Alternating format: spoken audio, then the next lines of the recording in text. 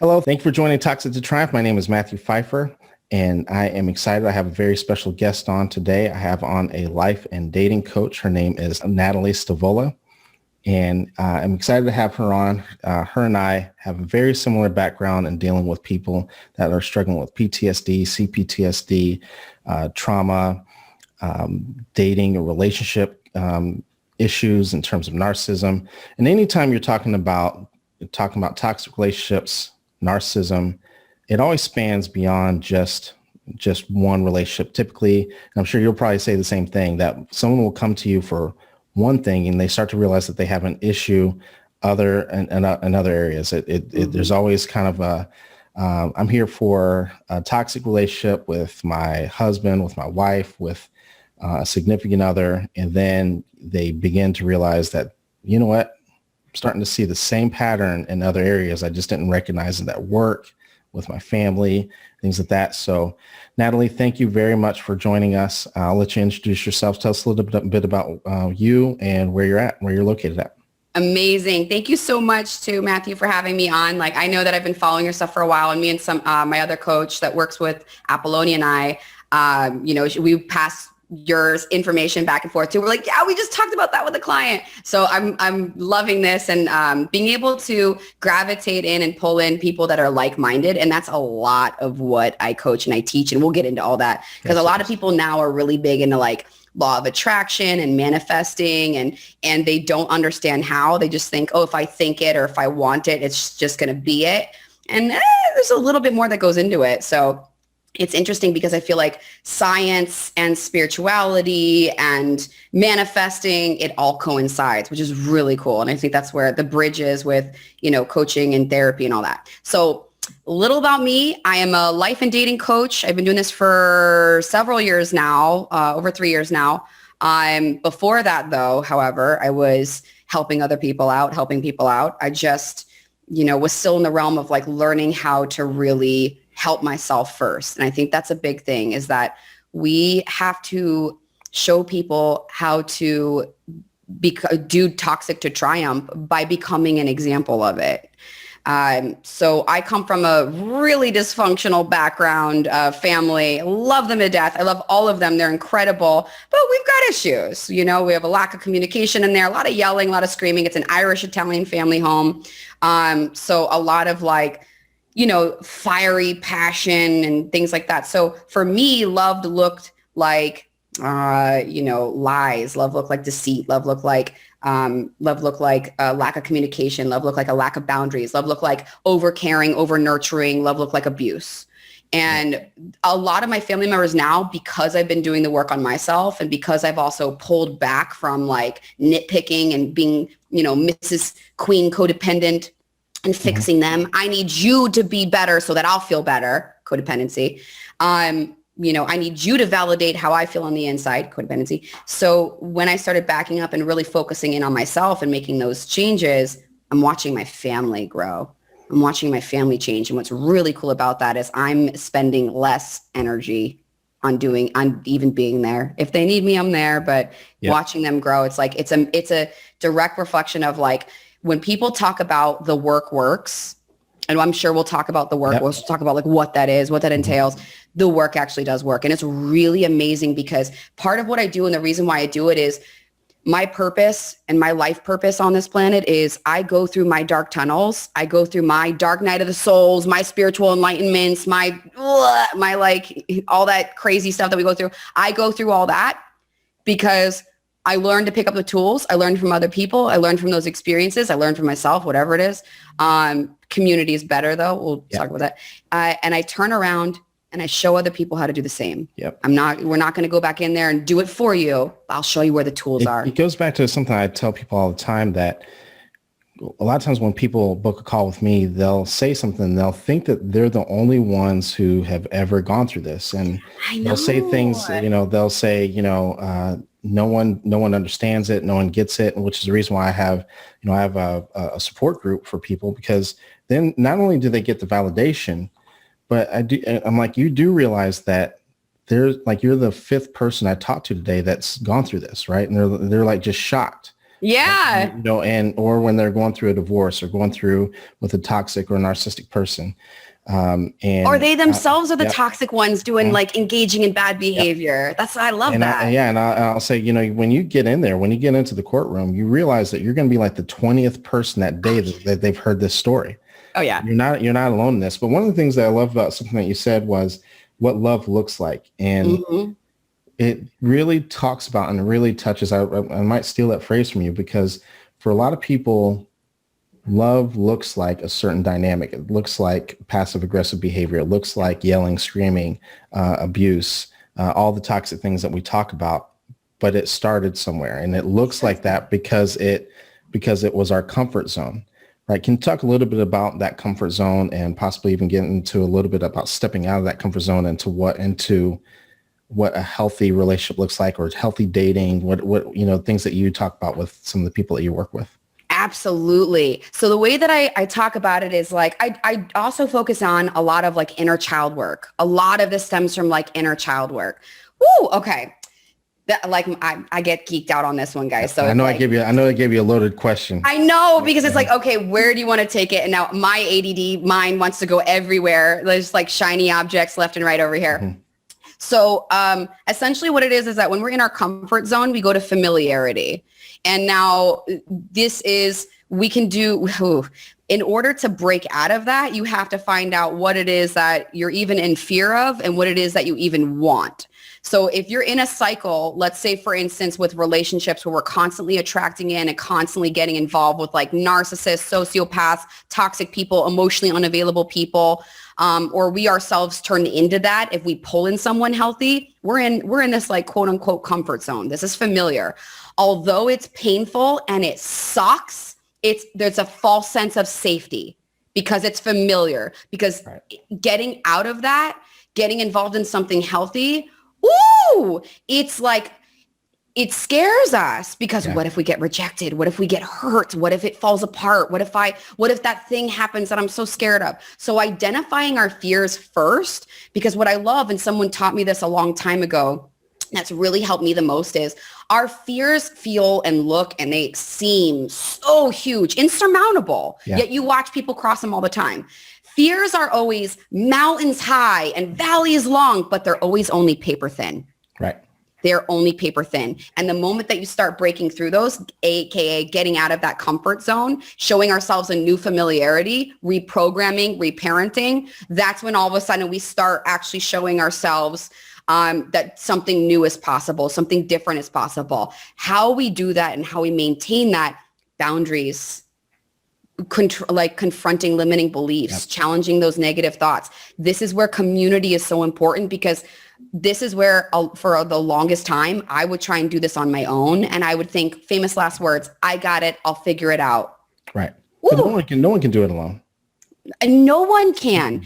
Coaches need coaches. Therapists need therapists. Coaches. I got a coach, a therapist, a healer, a theta healer. I got that. I got an acupuncturist. I got everything.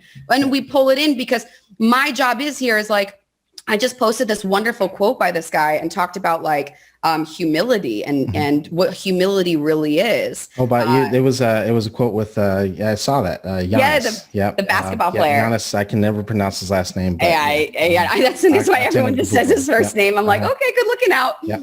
But it's that, what is actual humility? And I was Googling humility, and a lot of misinformation is out there. This is why we need community. But guys, people, girls, men and women, this is also why great coaches and great therapists teach you how to trust your own instincts and listen to your own instincts, because there is a lot of misinformation out there. Right. And when you start having boundaries and you start healing and you start ripping up that trauma and like healing it and start figuring out what your triggers are and de-triggering those, suddenly you can really hear intuition faster. Because I looked up humility and I saw definitions of humility were putting yourself down, low self-esteem. And I was like, what?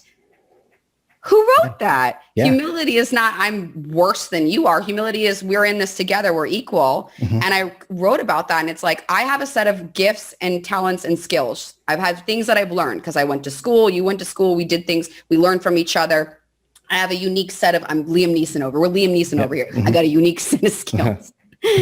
My job is that I was given these gifts. I was given these talents, whether I'm using that in like I do slam poetry, which is great for anyone who has like PTSD or CPTSD. It's a wonderful way of getting that stuff out. Whether it's in my art or in filmmaking or if it's in coaching, I have things that I've been through, tools that I've picked up, gifts that I was given in order to give back to the community. Yep. And it comes back to giving. Right. But and then there's a balance of trying not to overgive or giving to the right people and making sure that people aren't using it. Right. Oh, yeah. And it's tough to find that balance, which is a great segue because we've been talking about boundaries, and a lot of people, they fall into this category of saying, and you've probably heard this every single day of your life for the last however many years you've been coaching, that I always attract narcissists. I always attract toxic people. Which, first of all, is a limiting belief. Mm-hmm.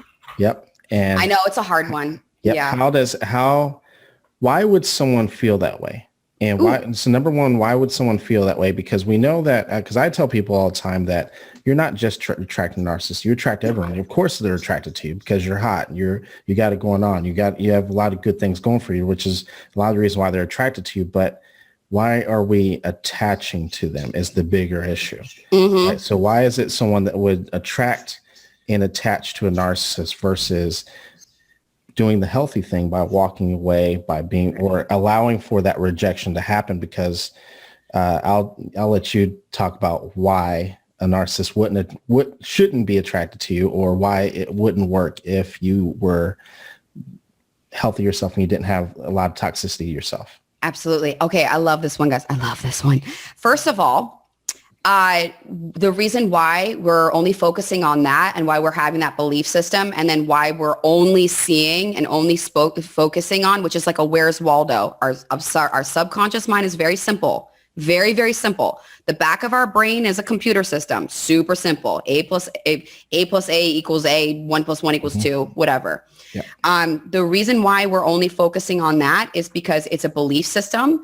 And because we believe that in the back of our subconscious minds, not our conscious mind, our subconscious mind, it confirms a limiting belief system. So for instance, if you ask a flat earther, if you tell a flat earth person, like you show them evidence that the earth is round, they're going to freak out because that is jarring to their belief system. It's as simple as that. It creates a cognitive dissonance. Going back to that comfort zone we were just talking about. Exactly. And sometimes if we jar our belief system, if we create a confirmation or not a create a confirmation bias, we do create confirmation bias. If we jar our belief system too much and do like that cognitive dissonance, we'll freak out. And this is where people will like yell, scream, like do in a corner. So the reason why we're getting involved in toxic situations, or we are only seeing that, is because it confirms a negative belief system. How we challenge that, we have to get to the root of why it's even in there to begin with. And then you asked something, how would you attract otherwise, or how would you no longer? Okay. So the main thing is that it's you have just, again, dangly shiny objects, because there's a few different ways. The main thing though is that when we all pull in good and bad, all of it. Mm-hmm. But when we don't believe that we're worth it and that we deserve it, when the good stuff comes in, we will sabotage it. Mm-hmm. So it's right in front of our face. It's just, we don't know how to like hold it because that comes in and we'll go, no, I'm not worth it. Or we'll challenge it, or we'll test it. It comes back to what I talk to people about. People who've watched this or listened to this for a while know that I talk about congruency and incongruency. Yes. And so even if you meet someone healthy, if you don't truly, going back to your limiting belief that you were just talking about, if you don't truly believe that you're worthy of it, if you lack self-esteem, if you lack self-worth, you'll begin sabotaging that healthy relationship. Yes. Because we all have an internal need for the world around us to match how we feel about ourselves internally. Yes. So we'll sabotage everything if we don't feel like we are deserving of it, even if we believe that we want to be in a healthy relationship. Exactly. This is a confirmation bias. Mm-hmm. And this is why if anyone out there, it does something or says something or texts someone or calls someone or does or reacts in a certain way, we're like, why did I just do that? I didn't want to say that. Why did that just come out of my mouth? It's a confirmation bias. Mm-hmm. Our subconscious mind is designed to keep us safe by keeping us right. So whether you're good enough or you're not good enough doesn't actually matter. Either way, you're going to be right. Which one do you want to be? Right. And that's where the work comes in. And a big thing that I also want to point out as well that I have to tell my clients, because my clients will be like, okay, great. So I want to be confident and I want to move like towards having healthy relationships. But what am I going to do? I have fears. I have insecurities. Like I'm effed. I'm never going to be. And I'm like, no. We're allowed to swear here, just so you know. Oh, I'm fucked. Exactly. I know, right? Coaches swear, guys. Therapists swear. Yep. So what I tell them, I was like, hold skirt. Courage is not the absence of fear. Courage is moving on despite of and because of it. Fear is there because one, it was instilled in us to keep us safe. And two, because it also shows us what matters to our heart. If I have a trigger, that means it means something to me. It means that I've had either abuse in there or disrespect in there, or I've had things that have been obstacles in there, because in order for me to see the other side of how much it means, or like how much like a beautiful relationship means to me, how to keep it and no longer sabotage, I have to have those fears come up in it, because I need that alert system in my body coming up to show me, hello, this is important. And one of the biggest fears that a lot of people have, even if and when they begin to recognize that they're heading down this dark path with a narcissist, they're on a date, they've been, let's say they're 4, 5, 6 dates in, they start seeing some of those red flags that people talk about. It's part of that fear is now I either have to reject them or I have to start setting some boundaries, which now gets into another fear, a fear of rejection. Yep. Right? And so typically people who fear rejection, right, we now have to start getting into some highly sensitive people, people pleasing behaviors, and one of the things, fear of abandonment. And a lot of people who struggle with this, not only are they codependent, but we're also talking about empaths. Oh yeah. You're talking about, you talk a lot about empaths, and you consider yourself an empathetic person. Yeah. First of all, you might be the first person that I've had talk about empaths on the show. What is an empath? So an empath is someone that has the ability to, in different areas, there's different types of empaths, but the ability to be hyper aware or just overly aware or just aware of other people, their surroundings, either physical, mental, emotional, spiritual. There are different types of empaths. I am able to feel the emotional shift or a shift in other people. Now, some of it we can get confused because some of it is a trauma response and they can go hand in hand. Like I can be hyper aware of my surroundings because I have CPTSD. I'm like, I clock a room. I always have to be like, if I allow someone to sit in the corner where they can see the doors, I'm allowing them to do that because I trust that person to do it. But I'm usually the one that will sit in a spot where, even where I'm sitting right now, I have access to all windows, all doors. I know where I'm at. I know all my exit strategies. So that's a hyper awareness. The empathy is something where if I'm with other people, I can notice a shift. I'll notice a shift in their emotions, a shift in their behaviors. That's physical and that's emotional. So what that does to an empath who's dating someone who's a narcissist is sometimes what happens is when we're not very clear on ourselves, and I'm not clear on what my boundaries are, what my worth is, what I'm willing to tolerate and what I am not willing to tolerate. And I've already started to show myself that like I handle myself now. I watch out for myself. I watch out for inner me. Again, inner child work. I now protect that inner child in me that was never protected before. What happens is that if I notice a shift in someone's energy, someone's behavior, someone's mood, I can personalize it. I can now all of a sudden blame myself. Now what can happen is I can get a trigger moment and my childhood can come up. Because if rocking the boat or if standing up for myself or if speaking up for myself always resulted in the past where someone's yelling at me or someone hates me or someone leaves me, all of my things are triggered. Yep. And that's where it's like we'll wind up not being able to speak up because with a narcissist, this is where we'll get gaslit and where they'll confirm the confirmation bias and they'll confirm the limiting belief. It's my fault. If something bad happens, it's my fault, which is not true. Yeah. And not only that, but if it's your fault, you think that you can fix it, which causes you Yes. to stay in the relationship, unfortunately, longer because, well, it has to be my fucking fault. And you sit there and it gets to the point where these lack of boundaries, these lack of emotional boundaries, the lines get blurred. You start to feel like you're the narcissist. You start to project. We talk about the narcissist projecting all the time, but we forget that sometimes that the empath or the codependent can project onto the narcissist thinking that they have good in them, not realizing that the good that they see is really just the bad in disguise. And it's really just you projecting onto them what you would like to see from them. Oh, yeah. That it's not that there's not a lot of good, healthy behavior that you're actually seeing from them. Exactly. And also too, like, it's a beautiful quality, like, just to like kind of take that. And I know for me, with being an empath and having trauma and having to overcome that, there's been so many times, and I know I've had so many clients where, like, when you find out that it's like, oh man, I got some codependency in me, I got some attachment, I'm avoidant, or I'm anxious, or I got CPTSD, or like I keep people pleasing. It's like, when we start punishing ourselves, or man, I've got empathy and I keep noticing things, or I'm hyper aware, and we punish ourselves. And it's like, whoa, my dudes and my women. It is a blessing to have that. And once you overcome it, and once you kind of get through it, it becomes like a superpower. You become that Liam Neeson. You got a unique set of skills. Things happen to us. Yes. And now the job is, I respect where I've come from. I respect that I have an abandonment trigger. I respect that I have a trust trigger. Now I've de-triggered those myself, but those are still there. Yeah. So I have to respect those. So when oftentimes we can sit in that self-pity of like, oh man, I have this stuff. And it's like, of course we do. Right. How could you not respond that way? How could you not respond with fixing things? That is a literal safety mechanism that was instilled in you from childhood. It kept you safe. So sometimes what I have clients do, and even my friends and everything, is like, and then myself, thank those defects, quote unquote, thank those mechanisms, thank those safety features instilled in us, because that shit kept your ass safe. Yep. It was a survival tactic. A lot of, I deal with a lot of people who say that, when they see one of my videos and they'll say to themselves, well, I see a lot of those same type of behaviors that I do. Excuse me. Passive aggressive behavior or silent treatment, things like that. They'll say like, well, I noticed that I do those things too.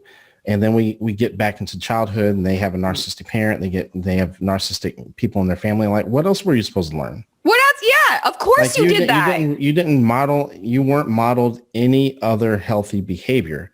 What else were you supposed to learn? You were a kid, right? Yeah. And it comes back to something I say all the time, that the relationship, that the abuse and the things that you go through, the toxic behavior you go through in the relationship, it's not your fault, but the healing part is 100% your responsibility. Absolutely. And to break those generational chains, because our trauma gets passed down. Okay, this is what I say, and like what a good visualization that I use. Okay, babies are like suicidal puppies. Follow me on this one. They no depth perception, no sense of like, that is a moving vehicle. That is a car. Don't run into it. They have to fall. They don't understand. It's the pain bodies. They will literally crawl off the edge of something so high and you have to dive to catch them. I've had to do that before as a kid. I was like babysitting my little cousin. I was like, she's nose diving off this. How did you do it a handful of times too? Right. You're like, you're just playing like catch. So I think every child, everyone listening who was a parentified child is like, oh yeah, I did. Oh yeah. Probably 90% of the audience. That's why babies are soft in the beginning. And then when our subconscious starts forming, then we pick up and perceive things. Exactly. Now, as a society and as parents and as a unit, we have come together to go, okay, these little suicidal things, these things with no depth perception and fears at all, because we're not born with fear. Right. We have to come together and we have to instill some fear in them, because otherwise they're going to kill themselves. Yep. So we do that. And then we pour in some fear and then we go, oh, shoot. Oh, they're going to need therapy for that one. I overdid that. I was trying not to do what my parent did to me, because my parent always like beat me or yelled at me. So I told myself I was never going to, and now they have no structure. I see she's going to need therapy. You overcompensate for everything. Oh yeah. You go from one extreme to the other. It's still going to manifest the same way. Yeah. Whether You know what I mean? You'll still have the same characteristics. We'll have to talk about that another time. Mm-hmm. So all of a sudden now what I teach people is like, I don't want you changing. Like, I want you going back to we got to go back to basics because everything is already inside of you. Yeah. Our happiness, self-esteem, self-worth, self-respect, and security, all of those are already inside of us. They will never be outside of us. Right. They can add value. They can add some things. They can do the cherry on top. Yeah. But you're never going to find your self-worth or your sense of security in another person. Right. It comes back to something. A lot of times people, when they have their own critical thoughts, and I try to convince, and I shouldn't say I try to convince them, but when I'm teaching them, I'm showing them that those critical thoughts didn't come from you. You know, and coming back to what you just said, I challenged them. I said, let me know any child that you've known 5 years or under that criticized themselves. Oh, yeah. It doesn't happen because you're not born criticizing yourself. That came from these limiting beliefs that we're talking about from other people and people that are trying to overcorrect based on their own issues that they've had growing up, things of that nature. And so, you know, when we think of it that way, you know, you weren't born like that, right? No. To criticize and to self-sabotage, things of that nature. So that's coming from somewhere, and it's the way to solve it is to figure out where that actually came from and to begin challenging those thoughts and stepping outside the comfort zone like we're talking about. Exactly. Leading it back to now, all of a sudden, I know that there's a problem. There's awareness. Right. I don't want to live this way anymore. I keep doing the same thing over and over again, expecting different results. Mm-hmm. What I want is not how I'm behaving. Yep. So where's the disconnect? Where was this initial source? Where's the stuck point? Where is that coming from? Absolutely. And that's one of my favorites is it's peeling back the layers of the onion and undoing the things that were put on us by family, society, culture, the whatever. Previous relationships. Exactly. Abusive relationships, whatever we're in, and peeling that back. And then learning from those experiences, because oftentimes the things that really trigger us are the things that really matter to us. Right. It's part of our value system. Yeah, that's it. Yeah, I tell people, I don't know if you read Whole Again, but one of the things I learned from that book is that triggers are not your enemy, even though it doesn't feel comfortable. It's actually your friend trying to tell you, this is where we need some work. Yeah, exactly. Oh my God. So I've said it this way too. I love visualization. So does my boss. She has got some good ones. I got my own. And then for those of you, I know I didn't say this. I work with Apollonia Ponti. She's a top dating and relationship expert for men, and I'm her head coach. So my realm is I specialize in life and dating and relationships as well too. Mm-hmm. But I love the area of trauma, addiction, intimacy, that kind of stuff. That's my stuff. And also just the way that you feel about yourself on the inside is a manifestation of what will happen on the outside. Mm-hmm. So it starts within, it starts with you, and then the rest comes in. And it's when the good stuff comes in, how do we keep it? And when the bad stuff comes in, how do we walk away from it? Absolutely. That's about it. Mm-hmm. So to go back to the other point of when a narcissist comes in, a narcissist is going to go everywhere. Yeah. They're not just going to you. No. They're going to everyone, dude. And they're attracted to things that they lack themselves, which exactly. is so of course they're going to go for someone. Yeah. Right. Yeah. So you got it going on, and plus they're trying to keep that mask, to cover that deep insecurity that they have. Right. Yeah. So of course, of course they're attracted to you. Right. But the key is that once we start to see this behavior, right, that we set some boundaries and we either walk away ourselves, or sometimes you might end up getting rejected by them because they want no part of someone who's healthy, who has boundaries. They want no part of that whatsoever. I really had to sit with that one when I started getting boundaries and I started knowing my worth, because I realized that when you are so familiar with abuse and trauma, boundaries will feel like betrayal and abandonment. Mm-hmm. Yep. When you are so familiar with that. So when I started getting boundaries, now I didn't just have narcissists and sociopaths in the dating and relationship world. Mm-hmm. I had that in the friendship world. Right. Mm-hmm. I had that in the family. Yeah. Mm-hmm.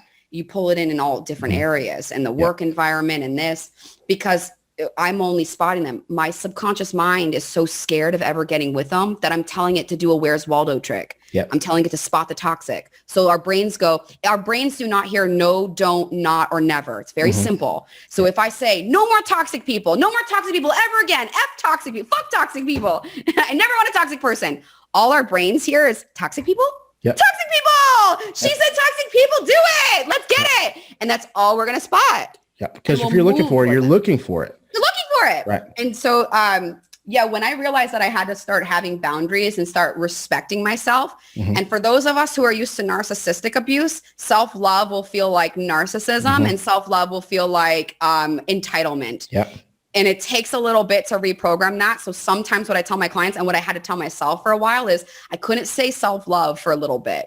I couldn't say that I was like loving myself because it felt egotistical. Yep. I had to switch the words for me to do it. And I had to switch to self-respect. Yep. I'm respecting myself. Absolutely. I might not have been shown that, but I'm damn sure going to learn how to do it and show myself that now because we teach people how to treat us by how we treat ourselves. And what a lot of people don't realize is that, because you're right. And I'm glad you pointed that out, because a lot of people don't realize that people think that narcissists are really into themselves and that they love themselves. They actually don't. No, it's actually so deep insecure, right? And that's the reason why they feel the need to mistreat other people. People think that, they also think that narcissists love the love bomb phase, love the idealization phase. The reason why they rush the relationship is to get out of that phase as quick as they can. Because they want to get to the that way. I love that. They want to get to the de-evaluation because that's when they feel good, when they feel better about themselves when they're putting other people down. Yes. And so that's the reason why they rush that part of it. And so, thank you very, very much for coming on. I want to give you a couple of minutes to just kind of give some closing thoughts, to give some, maybe some words of encouragement or takeaway that maybe you talk very openly with people on a consistent basis about, or any closing thoughts that you might have based on today, or things that you see quite often as during your journey or with people that you coach. Yeah. Okay. Amazing. Whew. Again, that dangly carrot and that my ADD brain's going, there's so much. So the main thing is that it's not just with narcissism. This can also apply for anyone listening. This can apply to any type of relationship. And what it is also, to wrap that thought up, is boundaries will have us, we'll have people who are toxic being removed from our lives without us doing anything. And at first it sucks. It's not comfortable. It's really not. But what we're doing is we're clearing the space for the good stuff to come in.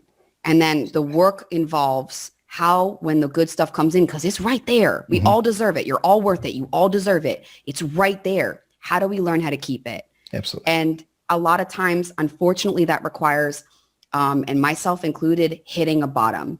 I've hit so many bottoms. I've tried to do this myself. I've tried to figure it out so many times.